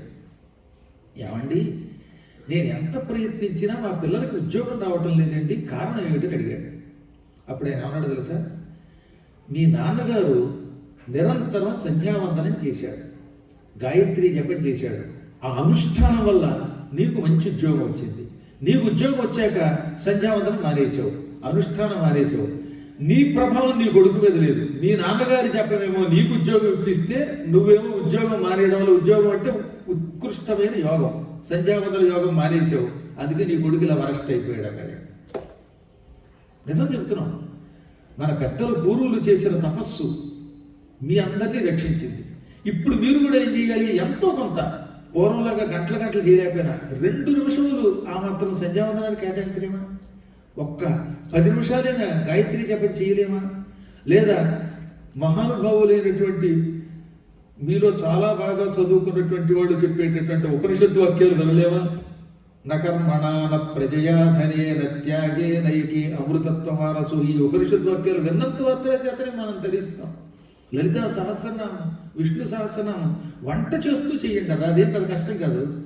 మా అమ్మ చిన్నప్పుడు భాగవతం చదువుతూ మొత్తం భాగవతం అంతా కంఠస్థం. ఇది సంస్కృతం, తెలుగు కూడా. ఆవిడ 3 భాషల్లో పండితురాలు. ఆవిడకి శేషమణి అని పేరు శేషమణి. ఆదిశేషుడిలాగా పండితురాలు. హిందీ పండిట్టు, సంస్కృతం నేర్చుకున్నది, తెలుగు నేర్చుకున్నది. కానీ వంట చేసేది చక్కగా అందరి కోసం. నేను చదువుకున్నాను, నేను ఎందుకు చెయ్యాలి వంట అని ఉంటే మా బతుకుకి తంట అయ్యేది. కానీ అనకుండా అలా భాగవతం చదువుతూ వంట చేస్తూ ఉంటే ఆవిడ కొంగు పుచ్చుకు తిరగడం వల్ల మాకు భాగవతం వచ్చేసింది. కాబట్టి ఎంత గొప్పవాడు అవుతున్నా ఎంతో కొంత భాగవతం వినండి, లేదా ఏదో ఒక స్తోత్రం చెయ్యండి. విష్ణు సహస్రనామో, లలితా సహస్రనామో ఇవాళ మీరు వింటూ వంట చేయండి. అప్పుడు మీ పిల్లలు బాగుపడతారు. ఇది మీకు అనుష్ఠానం అవుతుంది. మీరు వింటున్న లలితా సహస్రనామం, మీరు వింటున్నటువంటి విష్ణు సహస్రనామం, లేక చదువుతున్న సహస్రనామం, ఇవన్నీ కూడా ఒక మహాయోగాన్ని, తపస్సుని మీకు ఇస్తాయి, తప ఫలితం ఇస్తాయి. దీనివల్ల మీ తర్వాత తరం వాడు బాగుపడతారు. మన పెద్దల పుణ్యం మనల్ని కాపాడినట్టే ఇప్పుడు మనం చేసిన పుణ్యం తర్వాత తరాన్ని కాపాడుతుంది. మళ్ళీ వాళ్ళు చేసిన పుణ్యం తర్వాత వాళ్ళని కాపాడుతుంది. నిజం చెప్పాలంటే ఇదే దశ తిరగడం అంటే. దశ అంటే శుక్ర మహాదశ, శని మహాదశ, కుజ మహాదశ, గురు మహాదశ ఇవే కాదు. ఇంకొక దశ ఉంది. అదేమిటో చెప్తానండి. పుట్టినప్పటి నుంచి 10 సంవత్సరముల వరకు మనం చేసిన పాపం పుణ్యం 11 నుంచి 20 ఏళ్ల మధ్యలో మళ్ళీ మనం అనుభవిస్తాం. మళ్ళీ 11 నుంచి 20 మధ్యలో చేసిన పాప పుణ్యముల ఫలితం 21 నుంచి 30 మధ్యలో అనుభవిస్తాం. ఇలా ప్రతి 10 ఏళ్లకోసారి మన పాత పాపం పుణ్యం మనల్ని కాపాడుతూ ఉంటుంది. దీన్ని కూడా దశ తిరగడం అంటారు. అందువల్ల ఇప్పుడు మీరు ఒక 10 సంవత్సరముల పాటు రెగ్యులర్గా ఓ సంధ్యావందనమో, గాయత్రి అనుష్ఠానమో, సహస్రనామ పారాయణమో, ఇంకోటో చెయ్యండి. నెక్స్ట్ రాబోయే 10 ఏళ్లకి అది మిమ్మల్ని కాపాడుతుంది. దీనికి ఒక ఉదాహరణ కూడా చెప్తాను. ఒకనొకప్పుడు మేము 18 పురాణములు అంబికా దర్బారుబత్తి వారి కోసం ఏలూరులో చెప్పవలసి వచ్చింది. నేను అప్పట్లో 1993 నుంచి 2004 వరకు 11 ఏళ్ళు సరసిఆర్ రెడ్డి కాలేజీలో తెలుగు లెక్చరర్గా ఉద్యోగం చేస్తున్నాను. ఆ ఉద్యోగం చేస్తుండగా ఓనాడు అంబికా దర్బారుబత్తి యజమాని, చైర్మన్ కృష్ణ గారు అంటారు ఆయన్ని. కొంతకాలం ఏలూరు ఎమ్మెల్యే కూడా చేశారు ఆయన. నాకు పరమ శిష్యుడు. నా దగ్గర మంత్రోపదేశం పొంది ఇప్పటికీ గురువు గారిని ధ్యానం చేసుకునే జపం చేసే శిష్యుడు ఆయన. ఏమంటే నాకు అమ్మవారి చరిత్ర దేవీ భాగవత రూపంలో ఉందంటారు కదా, అది చెప్పండి అంటే సరేనండి అన్నాం. అలా మేము 95 నుంచి పురాణాలు మొదలెట్టాం. ఆ సమయంలోనే 18 పురాణాలు ఉన్నాయని విని మిగతా 17 కూడా చెప్పండి అన్నారే. చెప్పేసాం. మొత్తం 2008 నాటికి పూర్తయింది. 95లో మొదలెడితే 13 ఏళ్ళు పట్టింది. అప్పట్లో కొంతకాలం నేను ఉద్యోగంలో ఉండడం వల్ల ఈ తిరుగుడు తక్కువ కనుక తొందరగా చెప్పగలిగాం అనుకోండి. ఒక రోజున 98లో కొంతమంది భక్తులు అన్నారు, పాదయాత్ర గొప్ప తపస్సు అన్నారు కదా మీరు, అందువల్ల మమ్మల్ని కూడా పాదయాత్రకి తీసుకెళ్ళండి అన్నారు. తపస్సులు 3 విధాలు: కాయిక తపస్సు, వాచిక తపస్సు, మానసిక తపస్సు. కాయిక తపస్సు అంటే శరీరముతో చేసే తపస్సు. దేవాలయాలు ఓడవడం, 108 ప్రదక్షిణలు చేయడం, కాలినడకన తీర్థయాత్రలకి వెళ్ళడం, ఇవన్నీ శరీరముతో చేసే తపస్సు కనుక దానికి ఎవరి పేరు కాయిక తపస్సు. వాచిక తపస్సు అంటే ఇలా పురాణాలు చెప్పడం, వేదమంత్రములు ఉచ్చరించడం. రాగానే మన వాళ్ళు ఎంత అద్భుతంగా ఉచ్చారణ చేశారు. తర్వాత ఏమో అప్పుడప్పుడు జపాలు చేయటము, లేదా మంచి మాటలు మాట్లాడటము, ఇవన్నీ కూడా వాచిక తపస్సులు. ఈ సహస్రనామ పారాయణలు, మంత్రోచ్చారణలు, పురాణములు చెప్పడం, ఇవన్నీ కూడా వాచిక తపస్సులోకి వస్తాయి. మానసిక తపస్సు అనగా మనస్సులోకి ఈర్ష్యాసూయాదులు రానివ్వకుండా చేయటం, ఎవరి మీద చెడ్డ ఆలోచన రాకుండా చేయటం, పరుల యొక్క ధనాన్ని, భార్యల్ని, ఇళ్లని కోరుకోకుండా ఉండడం, ఇవన్నీ కూడా మానసిక తపస్సు. పైకిలా కనపడతాం కానీ మనస్సులో ఏముంది ఎవరికి తెలుసు? మనిషి మరి చాలా అందంగా ఉంటాడు, తీరా మన ఇంటికి రాగానే ఏమి ఇల్లు కట్టేశారు వీడు మొహం తగలయ్యా అనుకున్నాడా, అది మహాపాపం. లేదా ఆ ఇల్లు పట్టుకుపోవాలనిపించిన, ఒక్కొక్కప్పుడు అవతల వాళ్ళ చేతికి ఏదైనా గాజులు, ఇప్పుడు కావేరి గారి చేతికి బంగారు గాజులు కనపడ్డా అనుకోండి, ఆవిడ ఇచ్చేస్తే బాగుండు, దీంతో సత్యనారాయణ స్వామి విగ్రహం చేయాలనే కోరిక నాకు వచ్చింది, ఆ ప్రమాదం. ఆవిడంతా ఆవిడ ఇస్తే పర్వాలేదు, ఆవిడ అలాగే ఉత్తరం ఇస్తుంది అనుకోండి, మంచిగా. కానీ నేను మనస్సులో కోరుకోకూడదు ఆవిడ గొలుసో, లేకపోతే ఆవిడ పులుసో, ఇవన్నీ మనకిగా మనం ఇతరులు ఎక్కువ వస్తువులు కోరుకుంటే అదో ప్రమాదం. అందుకని పరదార ధనములు కోరరాదు. ఇవన్నీ మానసికమైన పాపాలు, అవి చేయకుండా ఉండడం మానసిక తపస్సు. ఈ తపస్సుల్లో పూర్వం అంతా కాలినడకని తీర్థయాత్రకి వెళ్ళడం, ప్రదక్షిణలు చేయడం చేసేవారు. అందుకని వాళ్ళు ఏమన్నారంటే తీర్థయాత్రకి తీసుకెళ్ళండి అనగా ప్రతిరోజు సాయంత్రం 6:30 నుంచి 8, 8:30 దాకా పురాణం చెప్పి ఆ తర్వాత ఇంటికి వచ్చి భోజనం చేశాక 9, 9:30కో మా ఇంటి దగ్గర నుంచి మేమంతా బయలుదేరి వెళ్ళేవాళ్ళం. కొంతమంది అందరం ద్వారకా తిరుమల ఏలూరికి 40 కిలోమీటర్లు.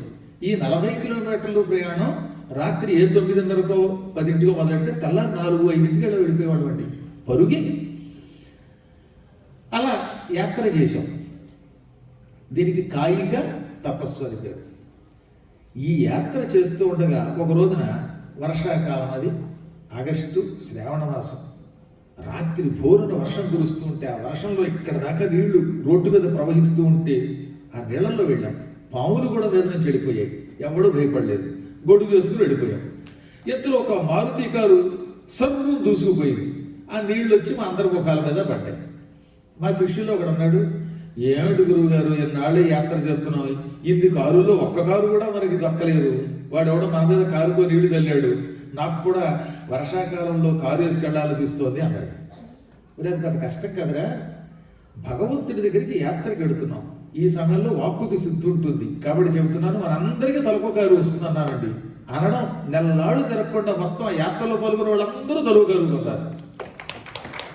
ఇది అనుష్ఠాన బలం అంటే. నువ్వు ఏ తపస్సు చెయ్యి, కాలినడకతో తపస్సు చెయ్యి, వాక్కుతో తపస్సు చెయ్యి, మానసిక తపస్సు చెయ్యి. ఈ తపస్సు వల్ల ఏదనుకుంటే అది అవుతుంది. ఈ తపస్సుకు అంత శక్తి ఉన్నది. ఈ అనుష్ఠాన బలం రాబోయే తరాల వాళ్ళని కాపాడుతుంది. ఇప్పుడు మీరేం చేయాలి, వంట చేస్తున్నప్పుడల్లా ఇలా చేశారంటే, ఇది సహస్రనామ పారాయణలు, పురాణములు వినడంతో చేస్తే ఆ అన్నము అమృతం అయిపోతుంది. అది తిన్న పిల్లలకి ఈ ప్రభావం ఉంటుంది. కాబట్టి నెక్స్ట్ జనరేషన్ అద్భుతంగా తయారవుతారు.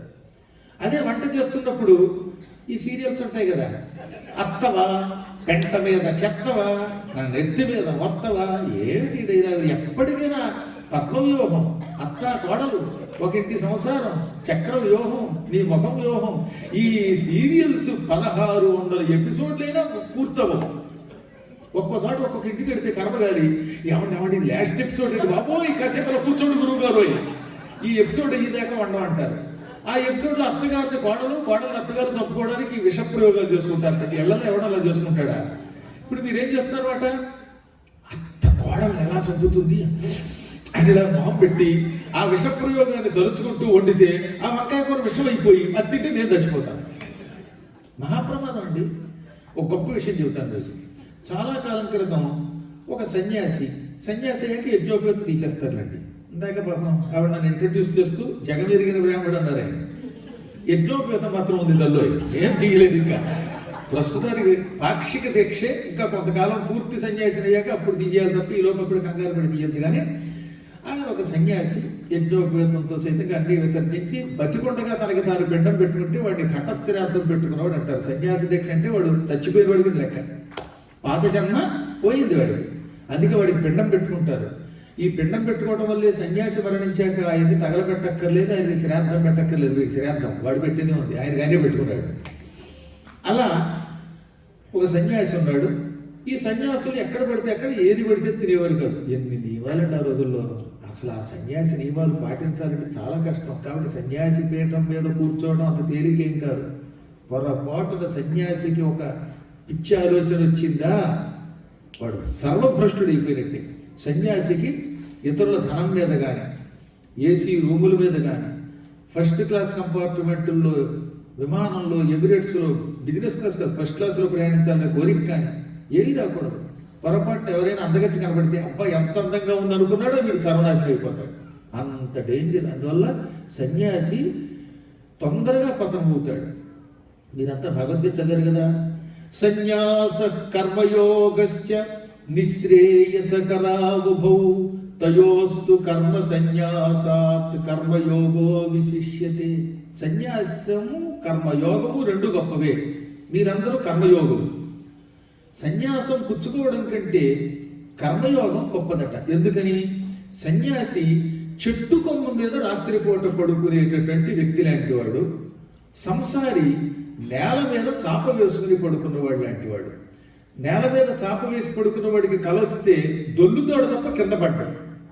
కానీ కొమ్మ మీద నిద్రపోతున్నవాడు పొరపాటున దొల్లి కింద పడ్డాడా నడుము పెరుగుతుంది. చెట్టు కొమ్మ మీద పడుకున్నవాడు చాలా జాగ్రత్తగా పట్టుకుని పడుకోవాలి కదా. తేడా వస్తే కింద పడితే కాళ్ళలో చెయ్యో విరుగుతాయి. కానీ నేల మీద పడుకున్న వాడికి ఇక పతనం ఎక్కడుంది? అందువల్ల రెండింటిలో కూడా గృహస్థాశ్రమం గొప్పది అన్నారు. ఎంత అద్భుతం అండి. ప్రవరుడి చరిత్రను చరిత్ర ఉన్నది మార్కండేయ పురాణాల్లో. అదే సారోచిష మనుసంభవం. మార్కండేయ పురాణంలో వ్యాసుడు రాశాడు, తెలుగులో మారణ గారు రాశారు. అందులో ఉన్న 120 పద్యాలను తీసుకుని 628 గద్య పద్యములుగా అలసాని కథను రాశాడు.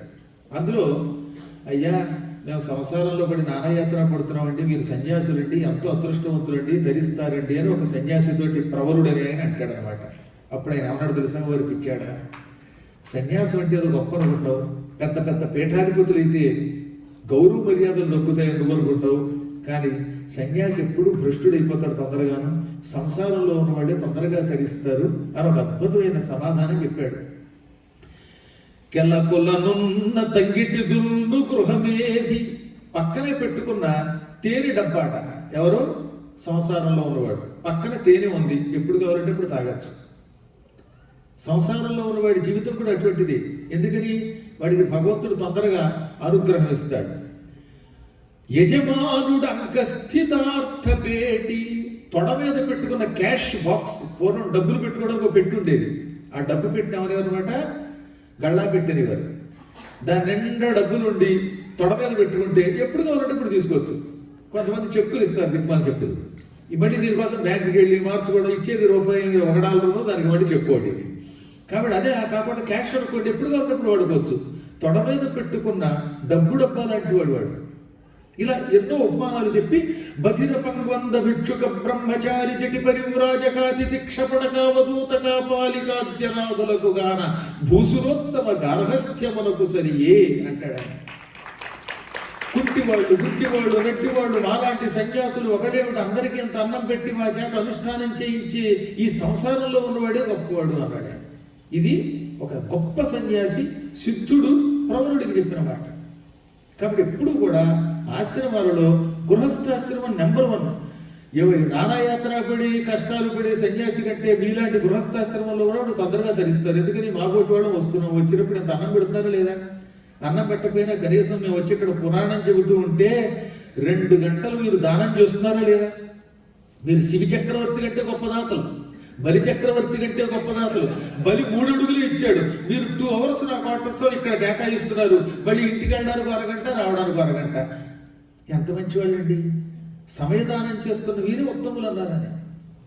కాబట్టి ఎప్పటికైనా సంసారి కంటే వాళ్ళు గొప్పవాళ్ళు. ఈ సన్యాసిని పాపం ఒక గృహస్థాశ్రమం వాడు ఏమండి ఎన్ని చెప్పినా సంసారం కంటే సన్యాసం కష్టం కదా, మీరు రేపు మా ఇంటికి భోజనానికి రండి అన్నట్ట.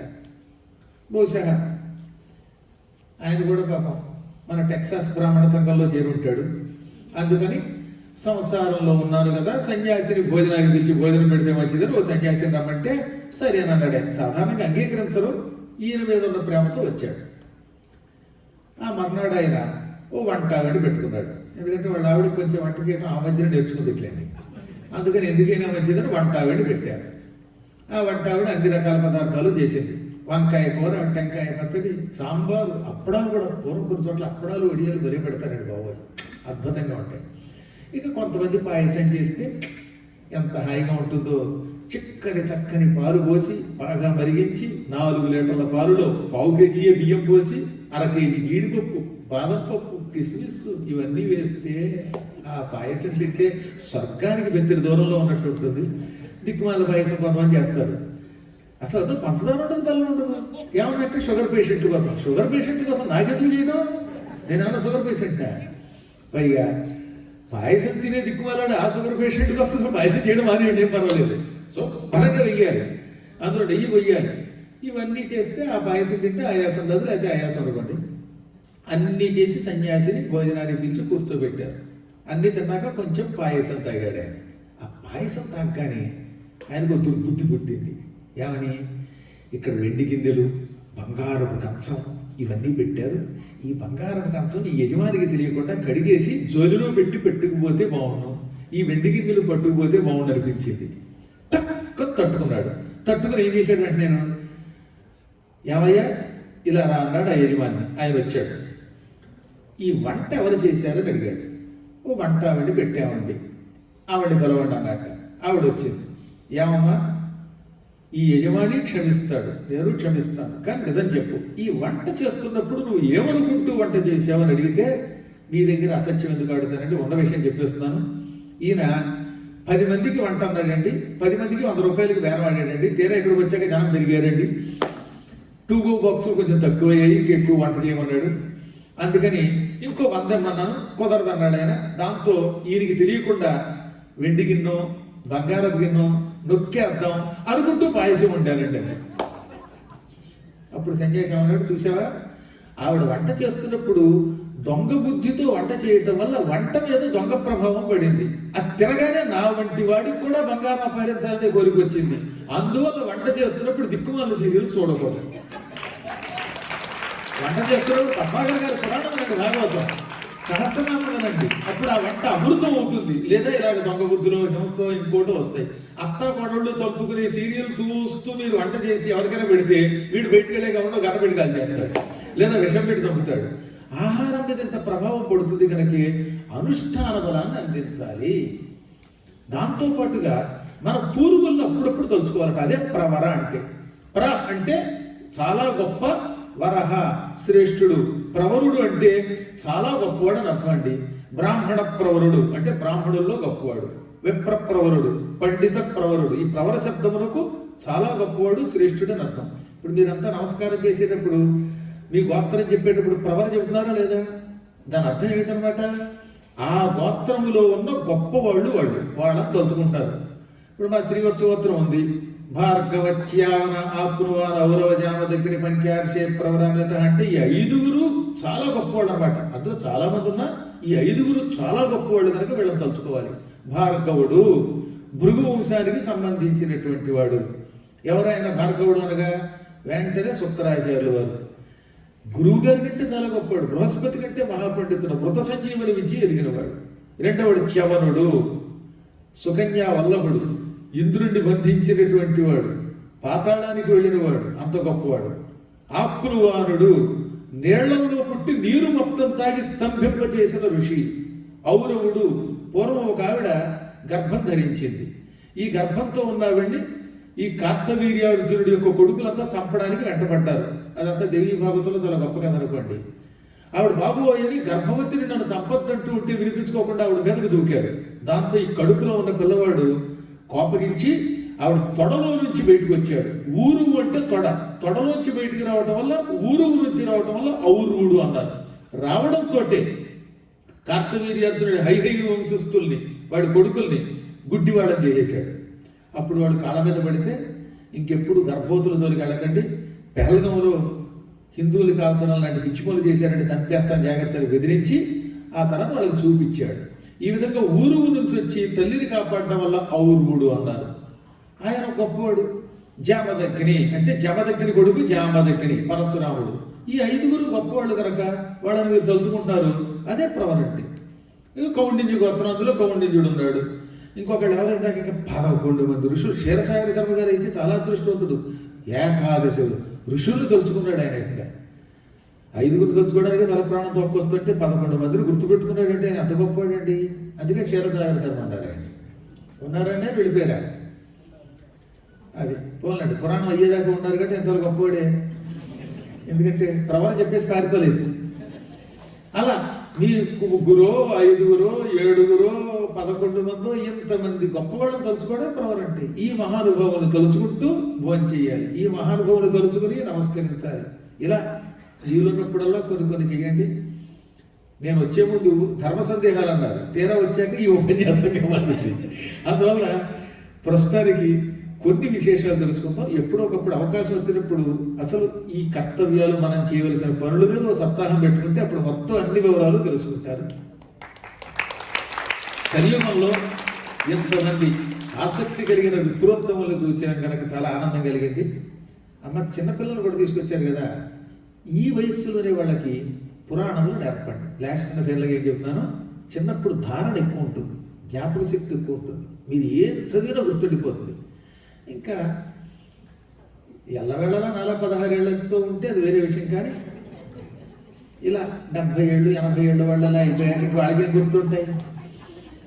అందువల్ల వేదం, ఉపనిషత్తులు, పురాణాలు ఇవి చిన్నప్పుడు కంఠస్థం చేసేలా చెయ్యండి. అదే మిమ్మల్ని రక్షిస్తుంది. ఇంక ఏది రక్షించదు. మీ వెంట వచ్చేది కేవలం ఈ పిల్లల యొక్క సాహిత్యమే.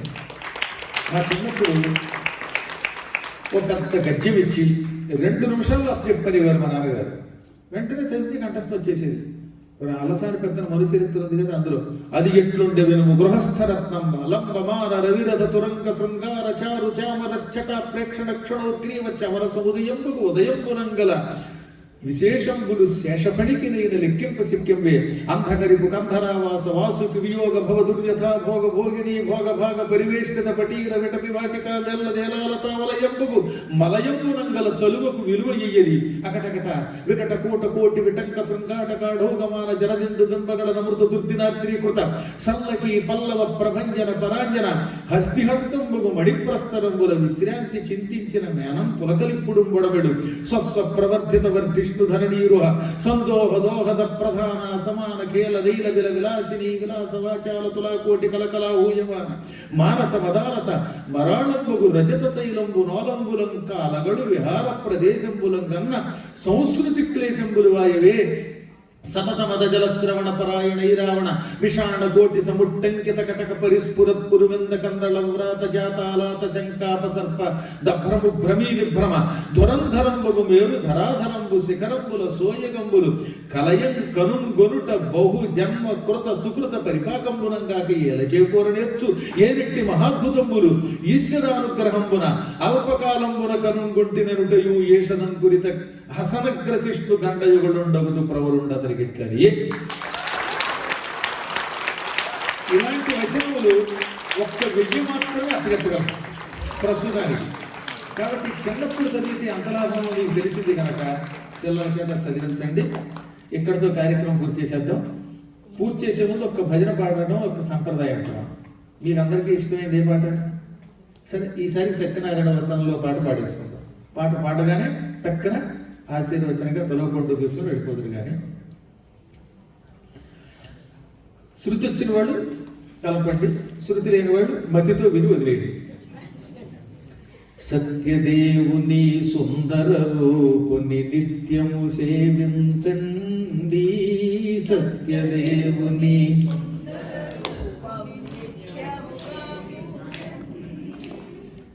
సుందర రూపుని, సత్యదేవుని సుందర రూపుని నిత్యము సేవించండి. సత్యదేవుని సుందర రూపుని పాడటం కోసం మీకోసం. నరులు తరిల్చే సులభోపాయము నారాయణ వ్రతమండి, నరులు తరిల్చే సులభోపాయము నారాయణ వ్రతమండి, నారాయణ వ్రతమండి, సత్యనారాయణ.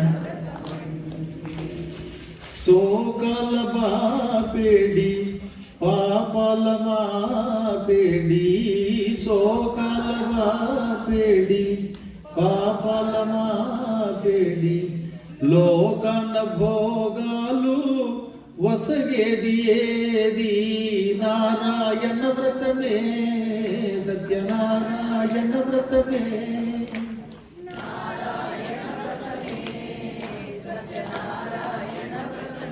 ఏ శాంతి సుఖాల తేలించునేది ఆనందదాయి వేరేది, సత్యదేవుని సుందర రూపుని నిత్యము సేవించండి, నరులు తరిల్చే సులభోపాయము నారాయణ వ్రతమండి, నారాయణ వ్రతమండి, సత్య. ఏ ఏ ఏ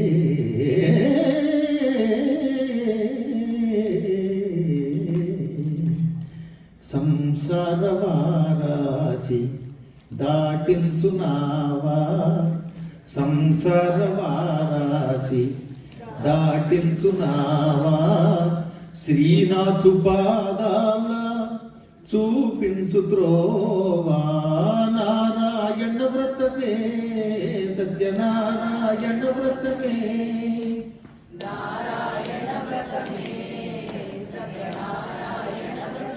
సంసార వారాసి దాటించునావా, శ్రీనాథు పాదాల చూపించు త్రోవా నారాయణ వ్రతమే, సత్యనారాయణ వ్రతమే.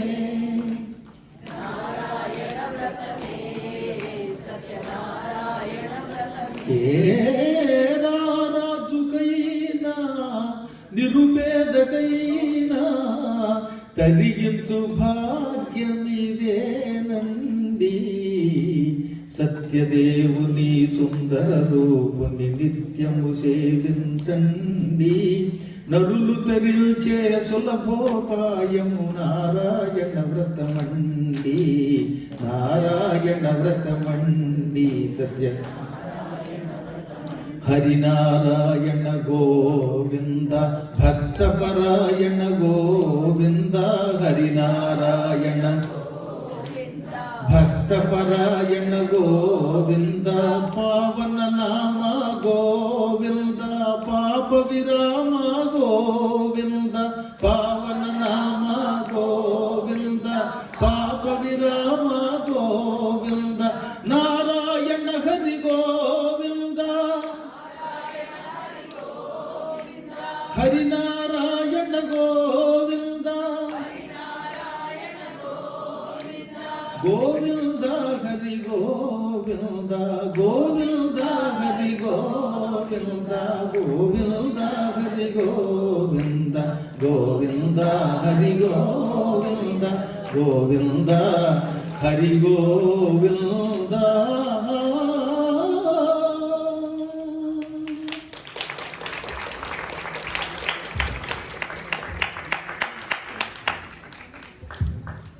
ఈనాటి ఆధునిక సమాజంలో బ్రాహ్మణుల పాత్ర, వారి విధులు అన్న అంశం మీద సున్నితమైన హాస్యాన్ని కూడా మేళవించి చక్కటి సందేశాన్ని ఇచ్చిన గురువు గారికి, మనందరికీ దిశానిర్దేశం చేసిన గురువు గారికి హృదయపూర్వక ధన్యవాదాలు తెలియజేసుకుంటున్నాము.